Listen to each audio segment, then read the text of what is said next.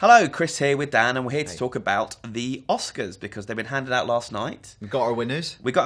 And it's a big year for pseudo-superhero movies. Yeah. We've got a Birdman, we've got a Big Hero 6. Yeah, so Big Hero 6 won Best Animated Feature. Is Marvel's first Oscar, which is quite impressive. No mean feat winning an Oscar. Yeah.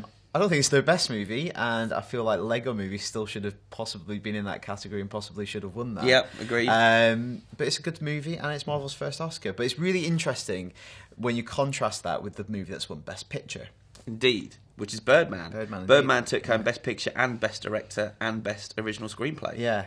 Three of the biggies. So it's a bit of a mixed year, and my opinion on this is, in one sense, it's great. Marvel's won an Oscar. It's got legitimacy by the Academy. This is an amazing time for superhero movies and comic book movies and adaptations.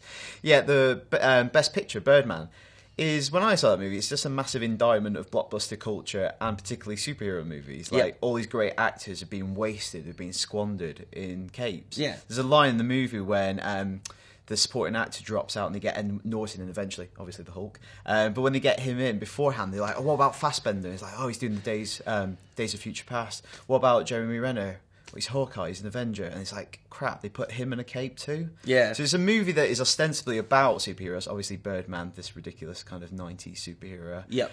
Trading off the fact that Michael Keaton was Batman. Yeah. But it's pretty down on superhero culture in general. It's effectively 2 hours of ripping out Batman. Yeah. Which we don't like. We do the superhero show. No, That's Batman. not on. You can't rip Batman. But we did like Birdman. Do you think it's a deserving winner? Yeah, I think it's a really great... Between us, we've seen all the movies, I think. Yeah. Do you think that's your best picture of the year?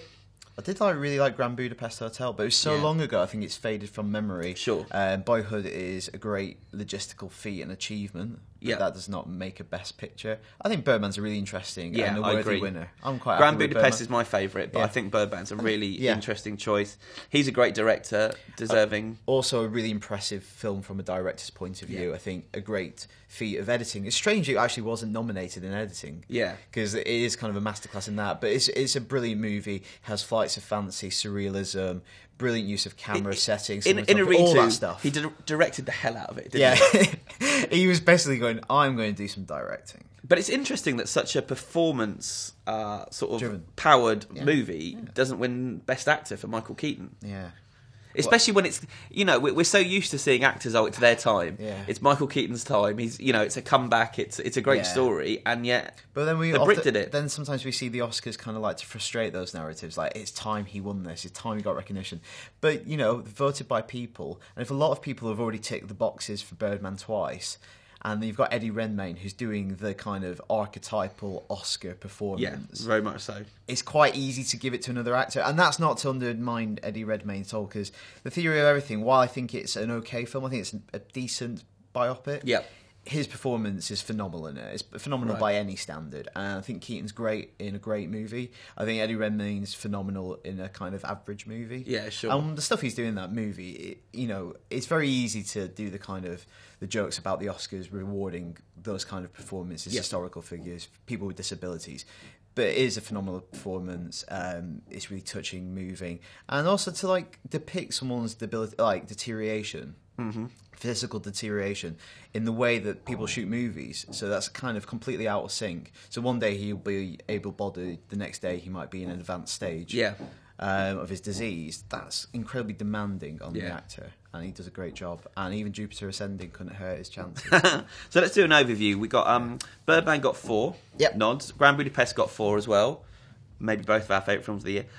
Whiplash got 3, which we're really pleased about as well. Yeah, I thought a lot of love for that in this room. Whiplash is one of my favourite films of the year as well. Definitely. J.K. Simmons, I think he was kind of nailed on. Yep. So I think that was, of all the categories, that's the one people were most confident about. He's great in the movie. I think Miles Teller is kind of a bit hard, a bit harsh. He's been overlooked because he's doing some incredible stuff. It's a two-hander. Yeah.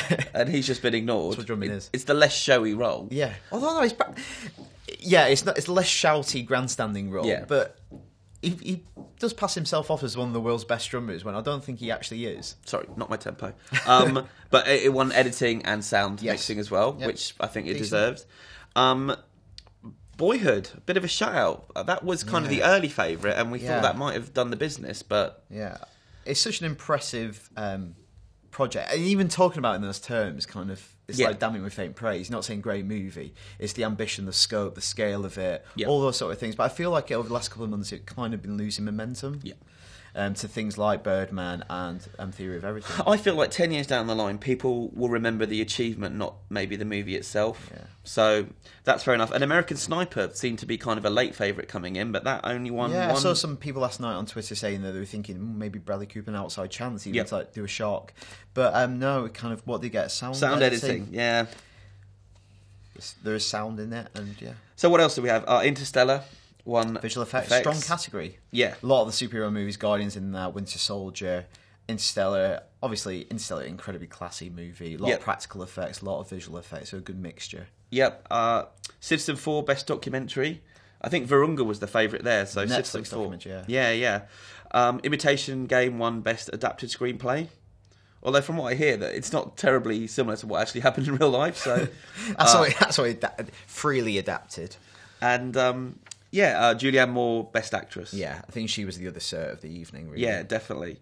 So the show itself, Neil Patrick Harris did an okay job. He's got a bit of criticism, playing it a bit safe, I think. Really? But I did like his Birdman gag. He came out in his pants.